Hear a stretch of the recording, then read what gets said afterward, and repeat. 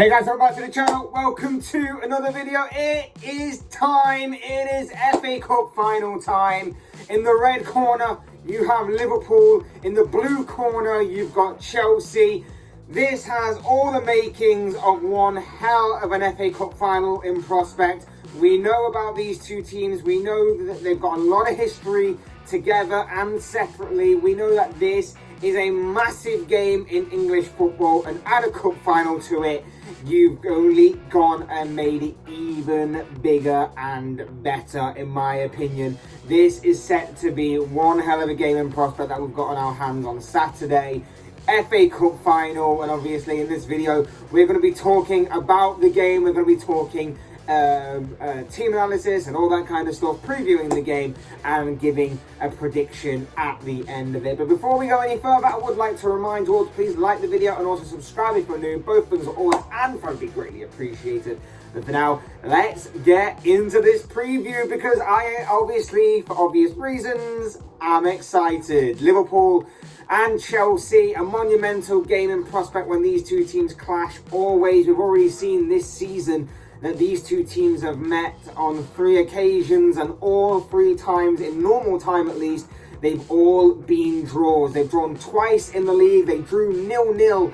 It was probably one of the more exciting 0-0 encounters that you've ever seen in football. A strangely exciting 0-0 encounter in the Carabao Cup final, which Liverpool did go on to win on penalties. So there is a bit of history there already.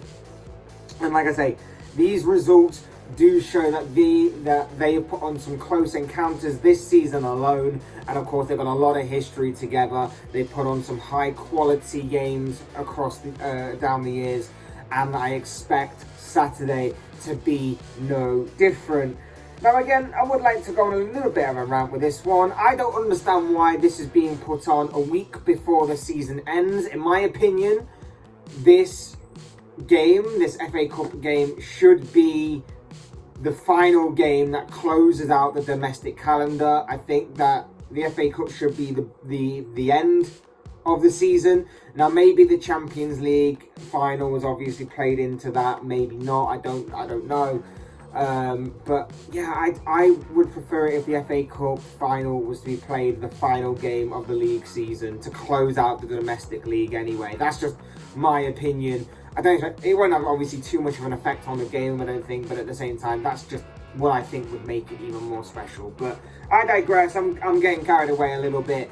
We're going to be refocusing on the game here, because this is a game that Chelsea are obviously looking to acquire their 9th FA Cup triumph here. They are the 3rd best team in England at winning this competition, behind Manchester United, who have 12, and Arsenal, who have accumulated 14 FA Cup trophies down the years. Chelsea are looking to add a 9th to their collection, with their last FA Cup triumph coming in 2018 in what was a 1-0 win against Manchester United. You'll remember that current Tottenham manager Antonio Conte was in charge of the Blues at that time, whilst Liverpool are obviously looking to equal Chelsea's total when they go in pursuit of their 8th FA Cup triumph on Saturday, with their last FA Cup triumph coming in 2006 in that incredible final against West Ham, of course, in which Liverpool went on to win on penalties. There's a lot of history, there's a lot of narrative behind this fixture and behind this particular game on Saturday. As mentioned, Chelsea would want to redeem themselves for that obvious Carabao Cup final defeat earlier in the year that they suffered at the hands of Liverpool, of course. Whilst Liverpool were in their last FA Cup final 10 years ago, coincidentally against Chelsea, in which the Blues managed to beat them 2-1 on that day. So there's an interesting narrative for both sides. Add that to obviously the fact that Chelsea want to go on and win this competition after being runners-up last year, and will want to win it even more because of what's been happening off the pitch and getting new owners in recent weeks and all that kind of stuff. They'll want to start and kick off the new era in a great way, with obviously acquiring another trophy to add to their collection. Whilst for Liverpool, of course, they are on course still to win multiple pieces of silverware away come the end of this season. The Carabao Cup's already in the bag. The FA Cup is next in line. The Premier League is still there, but hanging by a thread. They're having to rely on City to drop points. And of course, the Champions League in a few weeks' time is, of course, coming up on that aspect. So there is a lot to play for still for the Reds, even beyond this fixture. But they would love to add the FA Cup back to their trophy collection yet again. There's a lot going on. There's a lot going on with this game. A lot of history, a lot of revenge angles, a lot of narrative. But overall, it comes down to these two teams performing on the pitch. And as we know, and as I've talked about already, these two teams have put on some great matches already this season and always down the years. These two teams really should know each other inside and out by now. They've met each other enough times that you would have thought that these two teams would know exactly how they're planning on playing.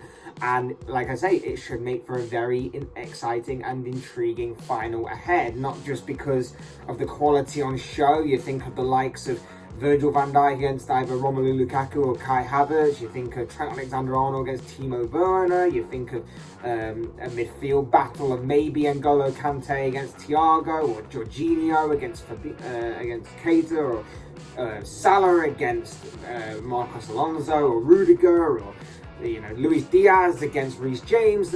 There's so many high quality players on display, or that are going to be on display on the pitch in this game, that is going to make interesting viewing. And of course the two managers as well, Thomas Tuchel against Jurgen Klopp, two of the best managers in the game right now, going head to head, clashing yet again. It's all going to make for very intriguing watching, especially if you're a neutral, of course. If you're a neutral, definitely will. But if you're one of these two teams, it's going to be another nerve-wracking, at the very least, 90 minutes ahead, just exactly like it was when these two teams met in the Carabao Cup final. But like I say, these two teams should really know each other by now. For Chelsea, I'd say that they aren't in the best form going into this game, but if I can use an old cliche that I always tend to use when these games come around, the form goes out the window of these two teams. And regardless of what you thought of Chelsea these past few weeks, they seem to have top four sewn up a long time ago, but then stumbled a little bit in the league, especially since obviously losing in the Champions League to Real Madrid. They stumbled, and then suddenly they were looking over their shoulder at the likes of Arsenal and Tottenham in the league that possibly could catch them. I think they had enough about them to get the job seemingly done. It's not exactly over right now, but it pretty much is, in my opinion. It pretty much is sewn up. So don't take that into too much consideration. If anyone thinks that this is going to be easy on Liverpool's part, then I think you're sadly mistaken. We know that teams, especially Chelsea, really do up their game and go up another level whenever they're facing Liverpool, and that is exactly what I would suspect will happen on Saturday. We know that for the Blues, that they will be progressive in their football. We know that they'll be stubborn defensively, they'll be disciplined, and they'll also look to try and hit Liverpool very quickly using their flair and creative players on the ball as much as possible. So the likes of Mason Mount, Reece James and Kai Havertz will be seeing a lot of the ball, I imagine, when Chelsea attack. We know and we've seen that those types of players in the past can hurt Liverpool, and it's all about whether or not they can exploit the spaces in behind the Liverpool defensive line. Liverpool, of course, play with a high defensive line, so it's going to be about timing and pace that's really going to get Chelsea on the front foot and into key attacking areas that can really do some damage on the Reds. And especially in taking their chances as well, you think back to the Carabao Cup final, Mason Mount himself had 3 really good opportunities to find the back of the net for Chelsea, but ultimately he missed every single one of them and couldn't take them, and ultimately that ended up biting Chelsea back and costing Chelsea the game, in my opinion, because Mount really should have at least had 1, maybe 2 of them 3 great opportunities in the bag. As far as team selection goes, the midfield is seemingly wearing thin. Now, I exercise this with some caution because it seems that N'Golo Kante is facing a race against time to be fit. But as I've known in the past, whenever this has come about and Kante is seemingly facing a race against time to be fit, Kante will win that race. And 9 times out of 10, he is back to always face Liverpool in these types of situations, regardless of the circumstances. So I expect Kante to be there, even though they're saying that he's a doubt for this game. Mateo Kovacic is another doubt for this game. Thomas Tuchel's claimed that Chelsea will need a miracle in order to see Kovacic on the pitch on Saturday. And to me, that is again another piece of mind games, and I think that we'll at least see him at the very least on the bench on Saturday. But let's just say for a moment that that may be true. It could lead Chelsea to playing with a midfield pairing of Jorginho and Ruben Loftus-Cheek. And I think if Liverpool see that an hour before kickoff on the team sheets, I think they would absolutely love to see the sight of those two in midfield. I think that would be a bit of an advantage to Liverpool very early on in that, just by looking at the team sheets alone. I know that obviously games aren't won on paper and everything, but I think that they would love to see that rather than a midfield of N'Golo Kante and or Kovacic in there as well. Elsewhere, goalkeeper-wise, it's got to be Edouard Mendy. Kepa's sometimes the cup goalkeeper for Chelsea, but I think Edouard Mendy is going to be the right choice. It's going to be interesting though if this goes to penalties and what Thomas Tuchel will do then, because as we saw in the Carabao Cup final, he decided to sub out Mendy, who was having an absolute quality game, brought in Kepa, and Kepa didn't save a single one of the 11 penalties that Liverpool scored and missed his own to cost Chelsea the game. So that's going to be an interesting piece to watch if that game goes that far. I think Mendy's performances have dropped a little bit since that cup final, but he's still a solid goalkeeper on his day nonetheless. I think that if you look at the defence, goes to a back 5 or back 3, whatever you want to call it. James at right wing back, Alonso at left wing back, Christensen or Azpilicueta is going to be the right centre back. Maybe if he goes with experience, maybe trying to deal with the likes of Luis Diaz, maybe he'll go with Azpilicueta. It's going to be interesting to see which one he goes with on that score. Thiago Silva is going to be in the centre, the heart of the back 3, whilst Rudiger makes up the third person, the left side of that back 3. Midfield we've already talked about, whilst up front it looks like it's going to be Mason Mount on the right hand side. I don't really think that he plays very well on that right hand side. I think he's more creative and much more dangerous in the centre, but that's just how they want to deploy him, more on that right hand side, a bit more of a free role, I grant you, but it is what it is. And I think that the pace of Timo Werner on the left is what's going to give him the nod to start this game. I think with his pace and with his speed, he can definitely cause danger to that Liverpool back line, especially with, like I say, the high line that Liverpool tend to play. He's going to obviously be a guy to look for with the ball over the top to try and exploit the space that the likes of Trent Alexander-Arnold will leave behind. So that's going to be interesting. It's going to be interesting to see how Liverpool deal with him. And then you've got the big question. Is it going to be Kai Havertz or is it going to be Romelu Lukaku up front? Both players haven't quite worked out exactly how they would have liked to at Stamford Bridge, especially from the fans' point of view. Havertz, though, has had big game moments, or more big game moments than, of course, Lukaku has. He scored some big goals in some big games. That could give him the nod over the Belgian striker in this game. But there is a little thing to consider, that Lukaku, his return to Stamford Bridge hasn't exactly gone as planned. But he has scored 3 goals in his last 2 games. Now, I grant you that those 2 games have been against both Wolves and Leeds. It's not amazing considering the amount of money that he's spent and the lack of consistency that he's shown across this season. But maybe that is something to keep your eye on going forward. And especially with Thomas Tuchel in this game. Does he go with a more physical presence against the likes of Van Dijk and Matip or Konate, whichever one Jurgen Klopp decides to do, or does he go with a more false number 9 option of Kai Havertz in order to try and keep the ball better and to try and get Werner and Mount in behind and exploit the spaces behind the Liverpool backline? going to be very interesting to see which one of those two Tuchel does go with. For Liverpool though, we all know how they're going to play. It's going to be the high press, high back line, try and press Chelsea into making mistakes, keep hold of the ball and attempt to make them go long, attempt to make them be forced into making errors and to keep going backwards in order to try and launch it forward, and then hope that Van Dijk, Matip or Konate, whichever pairing he goes with, wins the first ball, and then his midfield is there to pick up the second ball. That's going to be obviously key in this Liverpool squad for this game.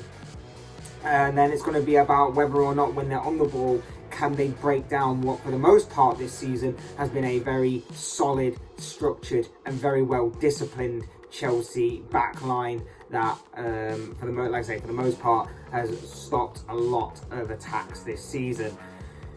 The only selection problem for Liverpool, it seems to be that Fabinho won't be fit in time for this final. I think if he was even 50-50 of a chance of making it, I don't think Jurgen Klopp would risk him. Maybe the bench at most, depending on what the situation with his is. It seems that Jurgen Klopp is kind of keeping his cards close to his chest on that, but the overall sort of feeling is that he won't be playing for the rest of the season and is a doubt for the Champions League final. And I think that, obviously, given the option, I think Klopp would rather have him for the Champions League final. And so with that on the horizon, I don't think Klopp would risk him in this capacity. Despite obviously this being still a massive game, I think that he won't decide to risk him. But other than that, it just seems like Liverpool have a full strength squad to choose from. A lot of options in various areas, but there are some dead certs that you can probably fill the team in with. Alisson in goal is obvious. I know that Kelleher has been sometimes the backup goalkeeper, and we haven't exactly seen him since the Carabao Cup final, in which he played superbly well, by the way. But I think Alisson in goal is going to be the right call here. A back four, Trent Alexander-Arnold obviously at right back. Andy Robertson should return at left back. Virgil van Dijk is a certainty to be in that back four. And then it's just a question of whether it's going to be Joel Matip or whether it's going to be Ibrahim Konate. I believe that Klopp will choose Konate simply for his pace, his presence and his physicality, especially when I've already talked about the likes of Mason Mount and Timo Werner, the pace and the speed and the creativity that they both have. I think that Konate is going to be key in Liverpool maintaining a back line, but also having someone to run in on the recovery. I think Konate will be massive to that. I just don't think Joel Matip has the speed of Konate, and I think that is why Konate will get the nod over Joel Matip, and also because Konate has seemed to be the cup defender to partner Van Dijk in these situations over Matip, who's more used in the league. If Fabinho is definitely out, which it seems like he will be, I believe that Jordan Henderson will fill in that number 6 role. Alongside him will be obviously Thiago Alcantara in the midfield, and obviously after missing the Carabao Cup final, after getting injured in the warm-up, this will be a game that he is desperate to play. He played very well in the semi-final of this competition against Manchester City on this Wembley pitch, so obviously that's going to be an interesting watch, and it's going to be great to see Thiago play yet again. And then it's a question of who is the third man in that midfield. Now it seems that Naby Keita will obviously be the front runner. I think if Klopp wants a more high energy, high press situation, Keita is the guy, especially if you're going to look at the Chelsea midfield. And like I say, it's probably going to be Jorginho in there alongside Ruben Loftus-Cheek. Even if it is Konate, I still think the energy and the pressing of Naby Keita and the creativity that obviously Naby Keita can provide when on the ball will be a big factor for Liverpool in winning that key midfield battle. So I think that Keita will be the front runner, but of course Klopp does have a couple more options. He could go with a more experienced James Milner, maybe use Milner as more of a cover for Trent Alexander-Arnold. Maybe he'll be bombing down that right hand side. And then he also has the possibility of maybe a youngster in Curtis Jones coming through, who has been used a few more times or more regularly in the past few games than in recent weeks. So he's got options in there, but I would strongly suspect that Naby Keita would partner Henderson and Thiago in that midfield. And then, of course, we move on to the front three. And whilst Jota's in with a shout, whilst Firmino could return, I know obviously Firmino's been injured, but he could be used as more of a substitute in this game, I feel. I think the front three has to be Mohamed Salah on the right, Luis Diaz on the left, and, of course, Sadio Mane through the middle. Salah obviously wants to add another trophy to his collection alongside Mane, whilst Luis Diaz, this is obviously his first FA Cup final.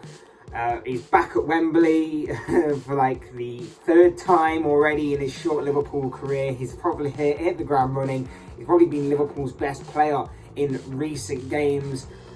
He has been simply phenomenal, and I think that his battle with Reece James and either Cesar Azpilicueta or Andreas Christensen on that side is going to be very, very intriguing, to say the least. And of course, the false number 9 position of Sadio Mane has breathed new life into the Senegalese international. He obviously got the winner midweek against Aston Villa. He's going to be flying high from that. It's going to be very, very interesting to see this front three continue to develop over time, and especially against what is going to be a very stubborn task in this Chelsea back line. So that's what I think of the teams. That's what I think of how both teams will set up to play. It's going to be very interesting. There are some big and key battles across the pitch that are going to be mouthwatering and ones to keep your eye on. Two great teams, a lot of history, a lot of narrative going into this, and of course you add an FA Cup final on the line as well. It just adds to the mix, doesn't it? And it should be in for one hell of a game on Saturday. And now, prediction time. Saturday, the 14th of May, 2022, FA Cup final at Wembley Stadium. Who wins it? The red corner, the blue corner? I mean, obviously I'm going to have to go for the red corner. Liverpool fan and everything. I'm going to have to back my team. Of course I am. I mean, it sounds pretty dumb when I say it, and it's probably lackluster in terms of thinking about it. But of course I'm going to have to go with Liverpool. I'm not saying this is going to be an easy game by any stretch of the imagination. I think I've already made my points clear that this is going to be a very, very, very tough game for Liverpool to contend with. I think the defensive line, the midfield is going to be key, obviously, depending on what midfield Chelsea go for and whether or not they can get their key players back and fit and ready for the game. It's going to be interesting to see if Liverpool can break down a stubborn defensive line, and it's going to be interesting to see how Chelsea will try and exploit the space that Liverpool will leave behind their high defensive line. It has all the makings of a very exciting game, and it's just one that I just genuinely believe that Liverpool will win. I think that Liverpool probably have enough in the final third to beat Chelsea, and I think there is a little bit of an edge in mentality and history as well. We've already seen it this season in other competitions with other teams, that history in this competition, or history in beating a team or beating a rival, can sometimes have a big effect on the team in terms of boosting their confidence and boosting everything that goes along with that. And I think with Liverpool already beating Chelsea, I think that will give them a huge amount of confidence, and especially with the way that they did it as well, going the full 120 minutes and then going into the penalty shootout, I think will give Liverpool massive confidence going into this game, and something that I think Liverpool will take with them into this game, and that is why I believe Liverpool will win. I think it will go the full length of 120 minutes. I think that will go into extra time, but I do think that Liverpool will win. I think it will be 2-1 to the Reds come the final whistle, and I think Mohamed Salah is getting that second goal. So going for a 2-1 Liverpool win. But of course, as I always say, these are just the thoughts, comments, opinions, predictions, whatever you want to call it, of this guy. I want to know what you guys think. What do you make of the FA Cup final that's coming up on Saturday? It should be a very exciting game. But I, of course, want to know your thoughts, your comments, opinions, predictions, whatever you want to call it, down below in the comment section. I'm sure it'll all make for interesting reading. Otherwise, hit that like button on the way out if you enjoyed the video. Subscribe if you're new or want to see more content like this. Both things are always and forever be greatly appreciated. And as always, thank you all so much for watching and listening. I've been Fletch. This has been another Fletch Talks video. Come on, Liverpool. FA Cup final winners 2022. Here we come. Fingers crossed. And I will see you with you all again soon in another video.